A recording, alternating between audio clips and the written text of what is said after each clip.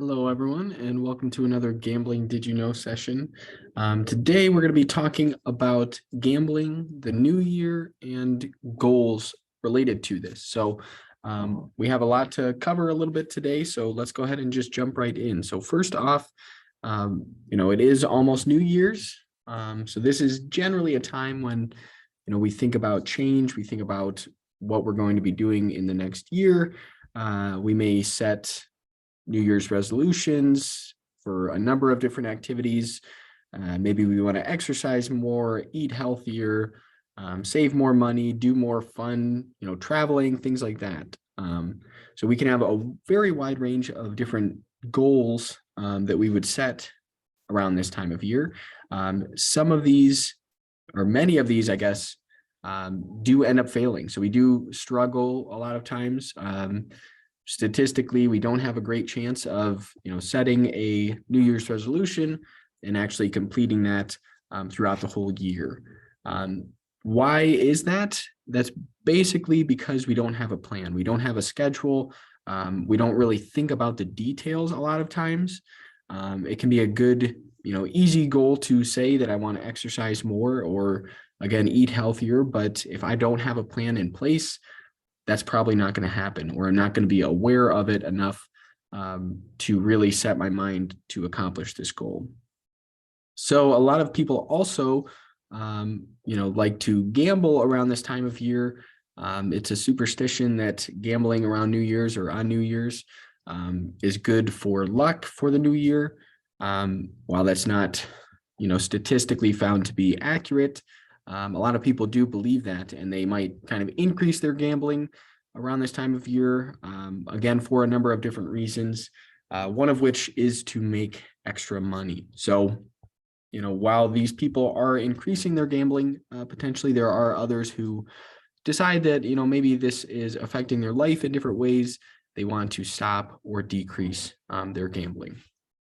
So we're going to kind of talk about each of these things throughout our presentation today. So I do want to, focus most on this last group where, maybe you are someone or, someone who is coming to the realization that, gambling isn't good for me specifically. Maybe it's affecting parts of my life. It's, draining too much time and money, or I'm too preoccupied with it. So maybe I'm on the fence of deciding whether I want to cut back or, completely stop gambling. So this is the group that we're really going to focus on today. And we do have a couple points when it might be a good time to, think about decreasing your gambling. So if you are, saying yes to any of these questions, it might be another good time to check in with yourself a little bit more and think about decreasing your gambling habits. So if you are spending a lot of time thinking about gambling, you're preoccupied with it, or, this is your main leisure activity potentially, that could be kind of a sign that you might want to be aware of this. You might want to start cutting back a little bit. Also, are you lying to other people about your gambling habits? Maybe hiding some of your gambling from them because you think they're going to judge you? Are you gambling when, other parts of your life you're not paying bills, or you're, decreasing something in order to gamble? Or are you borrowing money to finance gambling?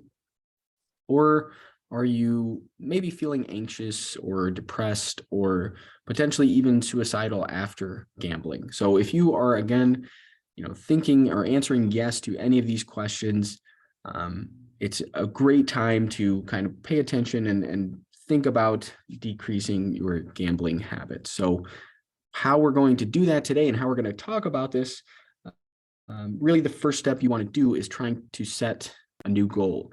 And this is different than that general New Year's resolution, because just saying, I want to quit gambling or I want to decrease my gambling, that's, very vague. It also might not be necessarily realistic for some people to just say, I want to quit gambling. So we're going to take this goal that we have and we're going to kind of change it into a better goal in a way, using the SMART goal model. So you may have heard of SMART goals before. These can be used for basically any type of goal, and it is going to set you up for success because, again, you have that plan in place. You know exactly what you want to accomplish, and you have some way to kind of track where you're going with it. So real quick, the S stands for specific, the M is measurable, A is attainable, R is relevant, and then T is time-based or time-bound. Now, going a little bit further into this, we'll again do this example, but first I want to just explain this a little bit better. So the S for specific, we're basically answering this question of what exactly do I want to happen? We want to be as specific as possible here. The more detail we have, again, the better we're going to be able to stick to this plan. The M with measurable, again, you want to be able to think about how am I going to keep track of my progress? How am I going to know if I'm, succeeding, or how am I going to know if I'm struggling and I need to, change things up a little bit, work a little bit harder for this goal? Attainable, the A has really two parts to this. The first part is, thinking about, is this goal possible to accomplish just in general? So for a general person, is this, realistic, a possible goal?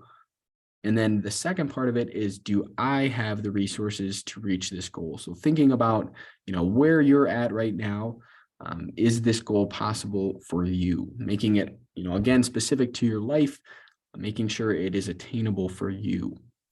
And then we have the R, which is relevant. This is, I like to think of this as answering the question like, why? Why do I want to accomplish this goal? We can think about it also like this. My goal here that I'm talking about is important for me, and it fits with other parts of my life because blank. So, thinking about that is a good step for the relevant piece.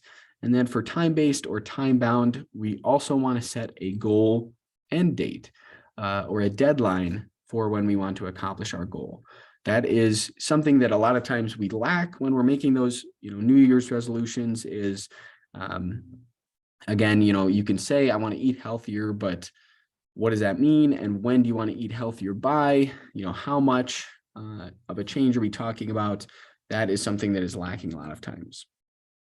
All right, so this is our SMART goal model. So let's go ahead and start looking through this. Again, changing the general statement of I want to quit gambling, and we're going to make that kind of more realistic and better with this SMART goal model. So when we think about specific, you might come up with something like this, and I'm not saying this is necessarily the right answer for this specific statement or question. So if this is something that applies to you, go ahead and think through it yourself. But this is just our example here. So for specific, I want to decrease my gambling from 3 times a week to once a week. That's really a good start because we know, where we're at right now, and we know where we want to get down to in a specific way. The measurable piece is, I will keep a log of when I gamble. I'll, mark that down, including how much money I win or lose, along with the time that I'm spending on gambling, either online or in a real casino, things like that, right? So whenever I'm gambling, basically, I'm going to be keeping track of the time and money I'm spending there. The A, again, is this attainable for me? Yes, it's attainable to only gamble once a week. For a general person, many people don't even gamble that much. There are many people who do gamble more than that, and that's not necessarily a problem, but we have to kind of think about it for ourselves, right? So, wherever I'm at right now, is it attainable for me to decrease my gambling from 3 times a week to once a week now? So this is a little bit more personal to you, but I just have this addition here that I will reach out to support groups and people in my family to help keep me accountable. Having that support a lot of times makes this a lot more attainable, just because a lot of other people are invested in the outcome here. So the R, the relevant, why are we doing this? Why am I setting this goal to decrease my gambling? We could have another, wide range of different answers here. For our general example here, we have that my gambling has started to affect, my finances. I'm spending too much money gambling, according to me, and it's affecting my relationships. So I want to personally focus more on those instead of my gambling. So that's a kind of a big enough why for me to make this change here. And then finally, with time bound, again, we want to set that deadline. So, I will reach my goal of decreasing to, gambling once a week. And I'm going to stay consistent with this through March of, in this case, actually 2023. That's a typo there. So that's something that, setting that goal, it's only a couple months, which may seem still like a significant amount of time. It is a relatively short-term goal, but this is something where we can kind of keep pushing that back, assuming that we're succeeding, right? So if I am finding that in March of 2023, I am successful with this goal, I've been only gambling once a week, I can kind of extend that. If I want to continue decreasing my gambling, I can set a new goal there, or I can just kind of keep this as my new baseline. So that is basically how this works. And this, can be a little bit easier said than done, but the more you think about each of these points, the easier it will be for you to achieve this goal. With that in mind, I do want to talk about, being aware of your triggers. Again, like I was just saying, it is a little bit easier said than done. So, you may have this awesome goal written out. You may have thought about all of those points that we just talked about, but something might get in the way. So you need to be aware of that, and you need to be thinking about that ahead of time, right? So, thinking about your triggers, what is going to, influence you to gamble. If you think about that ahead of time, that's going to be really beneficial. So, thinking about if you are retired and you're an older adult or things like that, a lot of times you have a lot more time to gamble. If gambling is something that you enjoy, many times people do spend a little bit more time with gambling. Same kind of thing, around these times, a lot of schools are off for holidays or winter break, or, a lot of workplaces are also having more time off nowadays too. So being aware of that, just kind of having that increased accessibility and increased time to gamble, that can also oftentimes be a trigger for people, related to the workplace, but not necessarily the same, is job-related stress. This can often push people to gamble. They can use it kind of as a coping mechanism.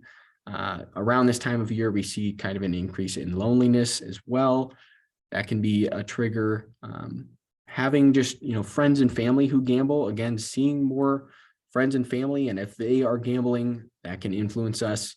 And again, just the accessibility as a baseline. Nowadays, we can also gamble on our phones. We can gamble on the computer. We can go to a casino, all sorts of things. So we all have a large increase in accessibility to gambling, and that can be a trigger for many people as well. So thinking about your specific triggers and planning for those, how you're going to deal with those instead of turning to gambling, that's just going to help you more and more with this process. With that, also kind of developing new interests, or, putting more time into these interests that you already have. So again, it is the new year coming up. This is a time to try new things, get out there a little bit, put yourself outside your comfort zone. So, you may find that something like cooking and baking can kind of replace that gambling a little bit. Also playing sports or being more active, getting into meditation, maybe just spending more time with friends and family who do not gamble, especially even volunteering, whether that's a hospital, animal shelter, any sort of thing like that, or again, traveling. All of these different activities can be great for our health, and they can also help kind of ease the struggle of decreasing your gambling. So that is mostly what I wanted to cover today. So just to wrap up a little bit, again, as we do head into the new year, now is a great time to think about, changes you want to make for yourself. And again, many people definitely are able to gamble without problems. But if you find that, you are struggling with your gambling, it's a great idea to set a SMART goal, try to start decreasing your gambling on your own. And if that is not enough, there are definitely professionals who are ready and willing to help you. So I do want to share some additional resources as well. I'll just go ahead and leave this up on the screen for a couple seconds. But each of these different resources are, again, ready and willing to help, whether you just want more information around gambling treatment, gambling prevention, just gambling in general, learning more about how this can be a harmful activity, or again, you want to get involved in treatment or something like that. These are all great places to start. So with that, thank you everybody for tuning in, and I hope you have a happy new year.